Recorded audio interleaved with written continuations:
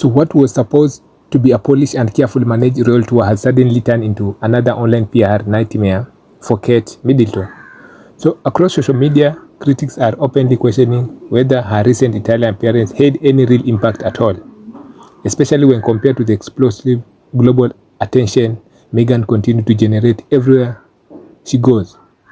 So the reaction online has been brutal, while UK tabloids attempted to frame the Italian trip as elegant, successfully, and meaningful. Larger parts of the internet simply were not buying it. Instead of celebrating the visit, many social media users mock what they call another royal awareness vacation, with little substance behind it. Some critics even sarcastically labeled it the Italian, revenge tour, suggesting the trip felt less like Guinea public service and more like attempt to compete with Meghan's, continuous international popularity. And honestly, the comparison was impossible to avoid. Every time Meghan steps into a public space, the internet explodes. Whether it's speech, charity visit, business launch, or even casual appearance, global conversation immediately follow. Meghan trends international within minutes. Supporters, critics, media outlets, influencers, everyone start talking. That level of attention is organic and impossible to fake. But with Kate's Italian tour, many people online were asking one uncomfortable question. Where exactly was the excitement? Despite heavily promotion from section of the British media, the trip struggled to create the kind of wild buzz royal commentators were clearly hoping for.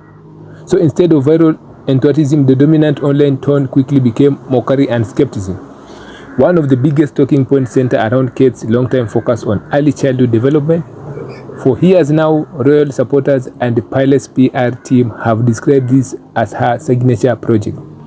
There have been conferences, speeches, research mission, surveys, awareness campaign, and international visit linked to the topic. But now critics are beginning to ask a far more direct question. After more than 15 years of studying and talking about early childhood, where are the visible results?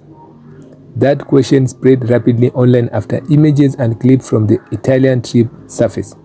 Some users joke that Kate seems permanently stuck in research mode, constantly traveling and observing without even delivering anything concrete.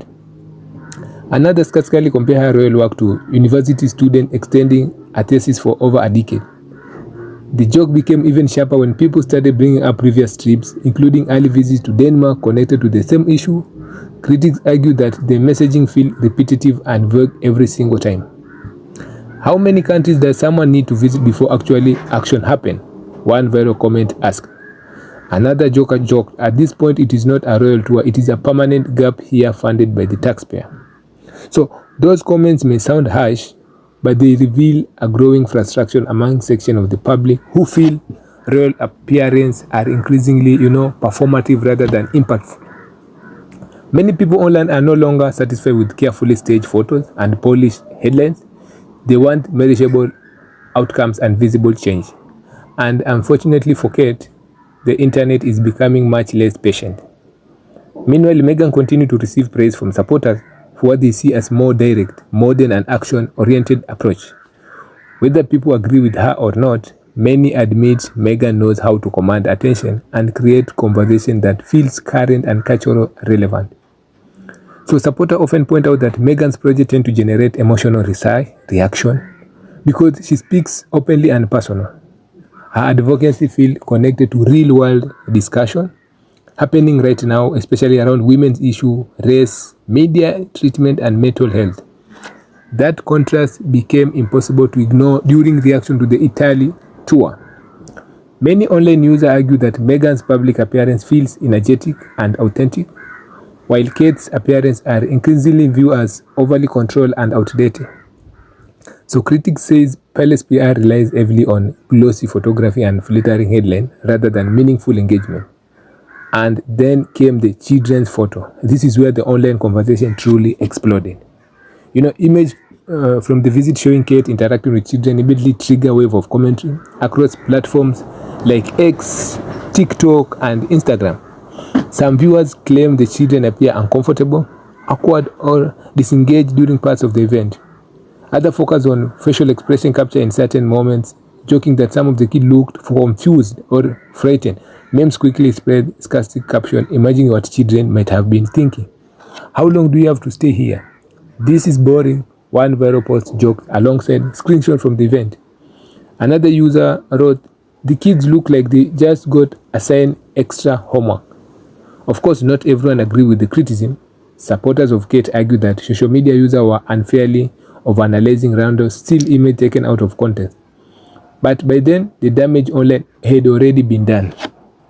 The trip had stopped being about early childhood awareness entirely. Instead, it became another debate about royal relevance, media protection, and widening contrast between Wales and the Sussex.